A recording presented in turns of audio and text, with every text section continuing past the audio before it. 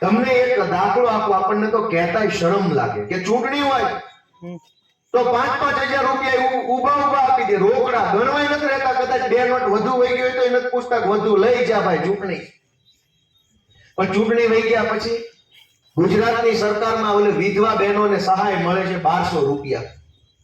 એમાં એક કાગળ માંગે છે કે તમે બીજા લગ્ન નથી કર્યા એનું સોગંદનામું તલાટી રૂબરૂનું લઈ આવો. હવે તમે સમજો કે કેટલી નફટ સરકાર છે, કેટલી હલકી માનસિકતા વાળા માણસો સરકારમાં બેઠા છે. આપણે બધા સમાજમાં રહેવા વાળા માણસો છીએ, જ્ઞાતિ ગમે એ હોય, પણ ગામની વચ્ચે રહેતો હોય ને એને ગામની રહેણી કેણીની ખબર હોય. આપણી પ્રથા ઈ છે. અપવાદો કેટલાક બાદ કરતા આજકાલ સમાજમાં થોડોક સુધારો આવ્યો છે. નાની ઉંમરે બેન દીકરીની કોઈ દુર્ઘટના બને તો બીજું ઘરે કરી આપે છે, ત્રીજું ઘરે કરી આપે છે. સમાજ વાસ્તે કાસ્તે કરી દે છે. વિધવા સહાયનું ફોર્મ ભર્યું હોય એમાં 50, 55 કે 62 ઉંમર લખી હોય તો ગાંડાને ખબર પડે કે આ વર્ષે કોઈ નાતમાં બીજા લગ્ન ન થાય, એના દાખલા માંગવાના જ ન હોય. ઉંમરનું ખાનું જોઈ લો, 55 લખ્યું છે, પછી કોણ પાવડાવે?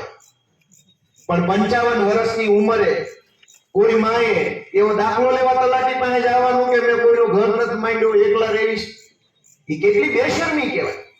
સરકારમાં કોઈ કહેવા વાળું નથી કે ઉંમરના ખાનામાં 25 લખ્યું હોય, વિધવા સહાય ફોર્મ ભર્યું હોય, તમે પૂછો કે 25 વર્ષની ઉંમર છે ને બીજા લગ્ન કર્યા કે નથી કર્યા. પણ 55 વર્ષ લખ્યા હોય, ન્યાય તમે એમ કહો તલાટી પાસે જાણ. હવે એ ઉંમરે તલાટીને ગોતવાનો કહેવાનો ના ભાઈ નથી લગ્ન કર્યા, એ સારું લાગે? પણ ચૂંટણી કાળે પાછો એનો એ ભાજપનો માણસ 2000 આવીને એની મારી નાખી જાય, રાખો મારી ભાજપનું દબાવજો, એટલે વધારે દુખી થાય. એનો એ માણસ ચૂંટણી કાળે 2000 ઉભા આપી જાય ને એની ભાજપની સરકાર ચૂંટણી પછી કહે સોગંદનામું લાવો. હું તમને એવી વિનંતી કરવા આવ્યો છું કે તમે એક સોગંદનામું કરો ને કે ભાજપને નહીં લાવું, એવા સોગંદ લઉં છું અહીંથી હવે.